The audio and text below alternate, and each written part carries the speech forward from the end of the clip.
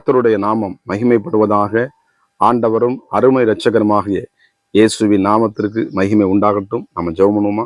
பரிசுத்த தேவனே, இரவெல்லாம் எங்களை பாதுகாத்த கர்த்தர் இந்த புதிய நாளே காணும்படி செய்த உங்களுடைய தயவுக்காக நன்றி. குடும்பத்தோடு கூட உமக்கு நாங்கள் நன்றி செலுத்துகிறோம். இயேசுவின் நாமத்தின் பிதாவே, ஆமே. எடுத்து வாசிப்போம். ஏசாயா தீர்க்கதரிசன புஸ்தகம், அதுல பார்த்தீங்கன்னா 28ஆம் அதிகாரம் 29ஆம் வசனத்தோட வாசிப்போம். 28, 29. இதுவும் சேனைகளின் கர்த்தராலே உண்டாகிறது. அவர் ஆலோசனையில் ஆச்சரியமானவர், செயலில் மகத்துவமானவர். ஆலோசனையில ஆச்சரியப்படத்தக்க காரியங்களை செய்கிறவர். இன்னைக்கு எத்தனையோ இடத்துல நம்ம ஆலோசனை கேட்டிருக்கிறோம், செய்திகளை கேட்கிறோம், குடும்பத்தை ஆலோசனை கேட்கிறோம், மனைவி ஆலோசனை கேட்கிறோம், பிள்ளைகளுக்கு நல்லது. கர்த்தருக்கு சொந்த ஆலோசனை. ஒரு காரியத்தை நம்ம செய்ய போறோம்னா அது 1000 முறை செஞ்சுட்டோம்னா நல்லா யோசிச்சுட்டு அது ஞானமா ஜெபம் மட்டும் செய்யும் பொழுது அது நம்மளுக்கு ஆசீர்வாதமா இருக்கு. கர்த்தருக்கு மகிமை உண்டாவதாக. இங்க ஆலோசனையின் ஆச்சரியமானவர் என்று எழுதப்பட்டிருக்கிறது. கர்த்தருக்கு மகிமை உண்டாவதாக. ஏன்னா அவர் அதிசயமான தேவன். யாருங்க? நம்முடைய ஆண்டவர்.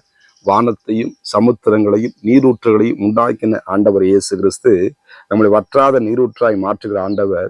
நம்ம என்ன பண்ணுவாராம்? நம்மளை ஆச்சரியப்படத்தக்கதான காரியங்களை தேவன் செய்கிறவர். மோசே இஸ்ரவேல் ஜனங்களை 7 லட்சத்துக்கும் அதிகமான ஜனங்களை அவன் கொண்டு வந்த பொழுது பின்னாடி பார்வோன், முன்னோடி செங்கடல். அப்ப அவங்களுக்கு என்ன செய்யணும்னு தெரியல. ஆண்டோட்ட ஆலோசனை கேட்கிறான். ஆண்டவரே, நாங்க என்ன செய்யறது? என்ன பண்றான்? வேற யார்ட்ட 7 லட்சம் பேர் இருக்காங்களே சொல்லி 7 லட்சம் பேர் கேட்கல. தேவனாகிய கர்த்தரிடத்தை என்ன பண்றான்? ஆலோசனை. ஆண்டவர், நாங்க இப்ப என்னப்பா செய்யறது?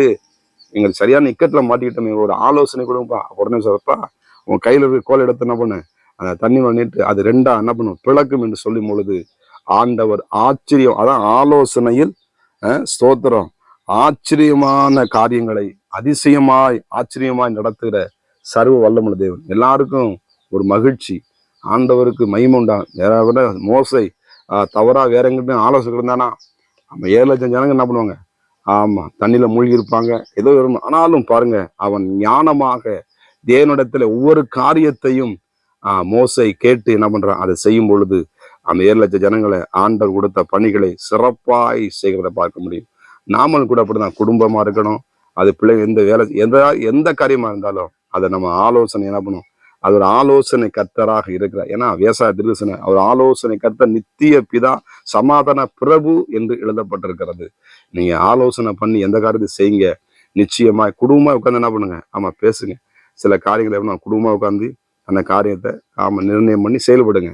நிச்சயமாய் அந்த குடும்பத்தோடு ஆண்டவர் இருக்கிறார். ஏன்னா நம்ம தேவன் குடும்பங்களின் தேவனாகிய கர்த்தர். ஆதாம் ஏவலை உண்டாக்கினி ஆதியாகமத்திலிருந்து வெளிப்படுத்தினா அந்த குடும்பத்தை குறித்து ஆண்டவர் நம்ம அவர் கரிசனையுள்ள தேவனாக இருக்கிறார். நல்ல ஆலோசனை தேவ சமூகத்துல கேளுங்க.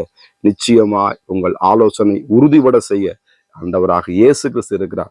2வது காரியம் சொல்ற, செயலிலே மகத்துவங்களை செய்கிற மகத்துவமானவர். மகத்துவமான காரியங்களை எப்படி செய்வார்? எப்படி சொல்லுங்க? எப்படி செய்ய முடியும்? அவர் தான் செய்ய முடியும். நம்மளா என்ன பண்ண? நடுகிறவரம் அல்ல. நீர்ப்பாய்ச்சல விளைய செய்கிற இறங்குகிற தேவனாலே அவர் மகத்துவங்களை செய்கிற தேவனாகிய கர்த்தருக்கு மகிமை உண்டாகும். யோசேப்புக்கு அந்த மங்களகரமான அந்த வெளிப்பாட்டை கர்த்தர் ஒன்று கொடுக்கிறான். பாருங்க, யோசேப்பு உடனே யாருமே அந்த விளக்கத்தை சொல்ல முடியல. அப்ப இந்த ராஜனம் பார்வன் என்ன பண்றான்? கொண்டு வந்து என்ன பண்றான்? யோசேப்பை கொண்டு நிப்பாட்டுறாங்க. அப்ப யோசேப்பை நீ சொல்லுப்பான சொப்பனத்துக்கு விளக்கம் சொல்லுப்பான்னு சொல்றாங்க. அவன் என்ன பண்றான்? அப்படியே மூடி கண்ணை முடிச்சுறான். இந்த காரியத்தை நான் வெளிப்படுத்த முடியாது, பரலோகத்தின் தேவனாகிய கர்த்தர் வெளிப்படுத்தினா தான் நான் சொல்ல முடியும்.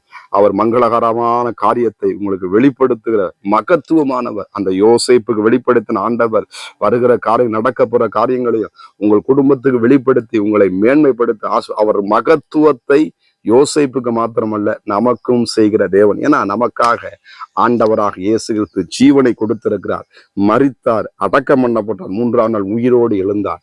அவர் மகத்துவத்தின் தேவனாகிய கர்த்தர் இந்த காலை வேளையிலே நம்மோடு கூட உலாவி கொண்டிருக்கிறார். அவர் ஆலோசனை கொடுத்து கொண்டிருக்கிறார். மகத்துவத்தை இதுவரைக்கும் செய்த ஆண்டவர் ஆச்சரியப்படத்தக்கதான காரியங்களை செய்து, ஒருவேளை அப்படி நடக்கலையா, இந்த காலகட்டங்களை இந்த நாட்களிலே ஆண்டவர் நிச்சயமா உங்களுக்கு மகத்துவத்தை செய்வார்.